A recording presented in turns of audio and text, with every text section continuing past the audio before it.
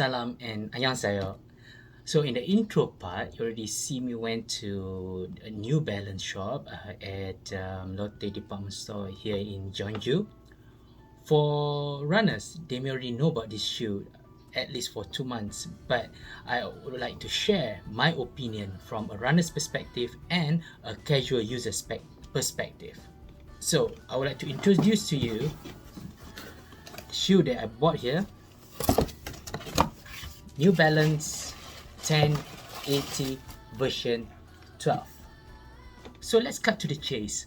Why did I choose to buy 1080 version 12 here in Korea? Back home, this shoe costs about 750 ringgit. But here, it cost me less than 550 ringgit. So that means I save more than 200 ringgit. So if I'm planning to buy another running shoe, this is a no-brainer. Secondly, after watching reviews from a runner's perspective and a casual user's perspective, I believe that this shoe can give you what you want and more. So what's the difference between FreshFoam and FreshFoamX? FreshFoam is a very comfortable, spongy midsole. Now the X stands for a higher version or higher level and a more elite FreshFoam version. So it's more comfortable, it's more spongy, and will keep your feet comfortable all day. There are some changes that they make in this version 12. First and foremost, the heel part here, right? So in version 10 and version 11, actually it's more curvy. So for a lifestyle casual users, it's not a problem, but for runners, it causes heel slippage. For version 12, it goes back to the basics. It's more straight now and avoids any heel slippage. So that's one complaint gone. Secondly, the upper part. If you can see here, it's very stretchy, yeah, and this can be a good or a bad thing for runners. Some like it more locked down, some like it stretchy, just like me. For normal users, casual users, I think you're gonna love this. It's also very breathable, yeah, so it's not a problem, not much problem from my point of view. The third one is the tongue. Now if you look at the tongue here, yeah, its padding is just enough. It's not too much, not too thin, so I don't think it will cause much problem. And it's semi-attached to the shoes, so it will not move around too much, so another problem solved. The cushion surrounding this part is very good. This is, I would say, not too much and not too little, just nice. For some people who may want more comfort, well, you may want to try something else, but I would say if you try this, you will not have any problem. Now, I already talked about the midsole, the FreshFoamX, which is excellent. Now, let's talk about the sole itself. If you look at the design, it's very durable. I believe for runners, you can go up to 500-600 kilometers at least. For casual users, I don't think you have any problem with feeling slippery on wet surface because the rubber is very good. Alright, now let's go to the shoe as itself. Alright, first and foremost, New Balance 1080 version 12 have 4 different colors. Why do I choose this, I would say, basic template color? Well, because the orange one is too bright for me. Some may like it, so go for it. I would prefer something with splashes of orange, not the whole thing, just like my SL20. But if it's orange, it's too bright for me. Just not my taste. For the other 2 colors, well, it's good, but well, after careful consideration, I chose this one. For New Balance, they have a variety of width for their running shoe, at least. So basically they have 4 types. They have B, D, 2E and 4E. Now for B, it's for narrow feet. For D is standard, 2E is wide, and 4E is extra wide. If you want to buy one, please ask the seller what type of shoe width do they have. Do they have 2E or D? And it all needs to depends on your type of feet. For me, I think my size is either D or 2E. And I think most Asians is between D, 2E and 4E. So I wanted to buy D width, but they don't have it here in South Korea. They only have 2E and 4E. I'm not sure in your region, whether it's Malaysia, in the United States, or wherever you are. So you need to find out. So the only options that I have is either 2E or 4E. But it's kind of too wide if I take 2E for my size over here especially, and I'm using this for running, so I need the lockdown feeling when I'm using it. So if I choose my normal size, it's too roomy for me. So my usual size is 8.5, but for this shoe, since I'm buying 2E, I bought 7.5 UK, so that's one size smaller.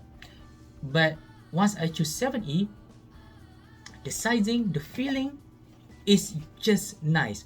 So for this shoe, I need to buy one size smaller if the option that I have is 2E. For 4E, definitely not. It's too big in the toe area and the front part of my feet. It is not comfortable at all. So again, my advice, before you buy, you better try it at any store. Ask the seller what type of width do they have, whether it's D, 2E or 4E, and then try them out. So what's my rating for this shoe? Well, I have to agree with most of the YouTubers that commented on this shoe that this is a very good daily running shoe. It has everything that I want. It has comfort, it has stability, and if you check the sizing correctly, then it is perfect for you. What about casual users? Well, first and foremost, some people do not like high stack midsole. They like the lower version, like Converse or Vans or any flat shoes. So I would say this may not be for you. But if you don't mind, I would say go for it, because this is a very comfortable shoe. It is breathable. It is quite light. I would say it's light for casual users, a bit heavy for runners, and it can give comfort to your feet for the whole day. So yeah. So in a nutshell, I would give this shoe 8 out of 10 rating, because of, first and foremost, the price that I paid here in South Korea, and then the heel upgrade or update. The FreshFoamX is wonderful, and then the bottom part is very durable, I believe so, and the upper part also is very breathable. Do I recommend this? Yes, I do. But my advice is go to a New Balance store, check this shoe, test it, check what type of width they have, and only then you grab one. Do not buy it online without wearing it first. That is my advice. So that's all from me. It's already evening, and I think I want to go for a run with this shoe. I'm excited, looking forward to it. And while you're already here, check my other videos, and I'll see you when I see you. A few moments later. Hi. Alright, I just came back from my first run with the 1080 V12 shoes, and this is my honest feedback.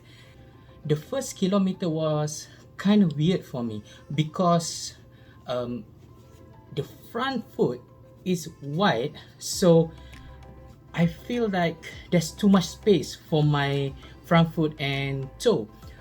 The first kilometer, my toes, it was crawling in like this, because I feel like I need to have a better grip.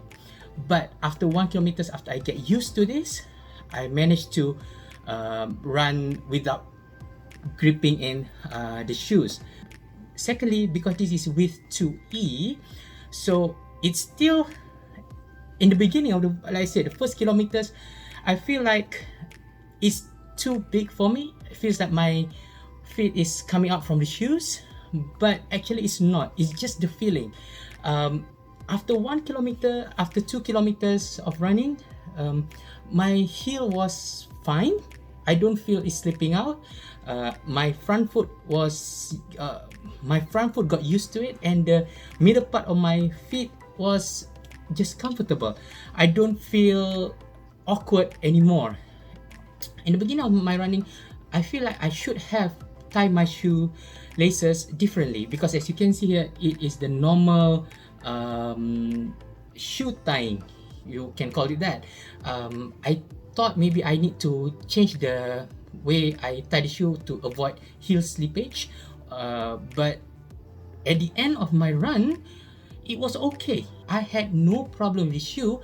It's just that I need to get used to it for the first 1 or 2 kilometers, because my previous running shoes was just nice, not much extra room in the front foot, so it needs some getting used to. So it was comfortable, it was good, and I would say this is a shoe that anyone can go for. Just like I mentioned earlier in the video, you must test it first. If it's 2E or 4E or D, you need to check it first. Make sure you are comfortable. Make sure that you are comfortable with it, and then inshallah, you have no problem. So that's my quick review of this shoe after my first run, and thank you for watching. That's all from me. I see you when I see you.